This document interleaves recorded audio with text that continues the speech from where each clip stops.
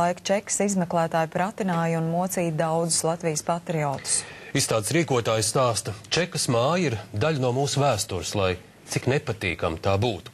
Uz VDK bijušajiem pagrabiem šodien devās Kristīna Žilde. Šobrīd, ejot pa šo gaiteni, grūti iedomāties, ka pirms tikai nedaudz vairāk kā pirms 70 gadiem atrašanās šeit jau nozīmēja nāvesodu. Režīma notiesātajiem šeit pat novilka virsdrēbes, sasēja uz muguras rokas, lai aizliegtu pretoties, pagrieza ar seju pret jau asiņaino sienu un šajā pašā telpā nogalināja ar vienu šāvienu pakausī.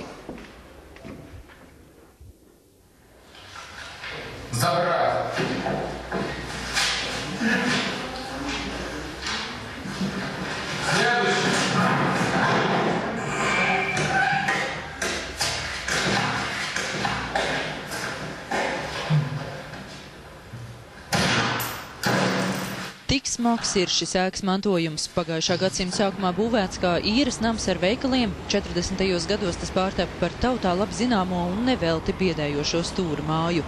Saņēmuši pavēstu Latvijas iedzīvotāji trīcošām kājām ieradās Valsts drošības komitejā, lai tiktos ar izmeklētāju.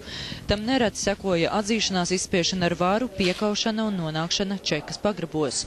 Šaurībā vienā kamerā šeit saspieda pat 20 cilvēkus, nolika spaini dabiskajām vajadzībām un regulāri apciemoja, lai pārliecinātos, vai padomju varas grāvēja gars vēl nav salauzts.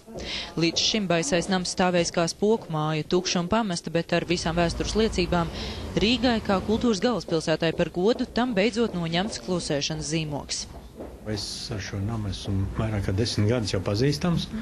Man liekas, ka tieši pēdējās dienas nams saka, nu tad beidzot, kur tad jūs bijāt ātrāk, man ir tik daudz ko stāstīt, un šī ir tā īstā reize, un tad varbūt tas būs uz ilgāku laiku, uz palikšanu, nevis tikai līdz oktobrim. Rīgas 2014 ietvaros izstādi pagaidām tiešām paredzēta vien līdz oktobrim, bet vēsturnieki cer, ka apmeklētājiem durvis būs atvērts ilgāk. Par to šodien arī tika runāts preses konferencē, kas norisinājās nekur citur kā bijušajā Čekistu ēdnīcā.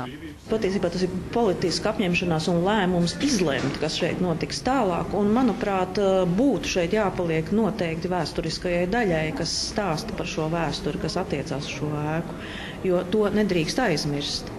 Un arī ēkai šeit iekšā ir jārunā pašai par sevi un jāstāsta tas. Šobrīd mēs stāvam telpā, kurā šāva cilvēkus. Ļoti daudz to nezinu.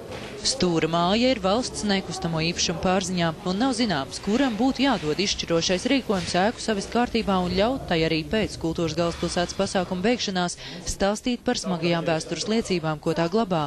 Līdz tam iedzīvotāji pusgadu vēl var izmantot reto iespēju un par 5 eiro iepazīt Čekas pazemes līkločus.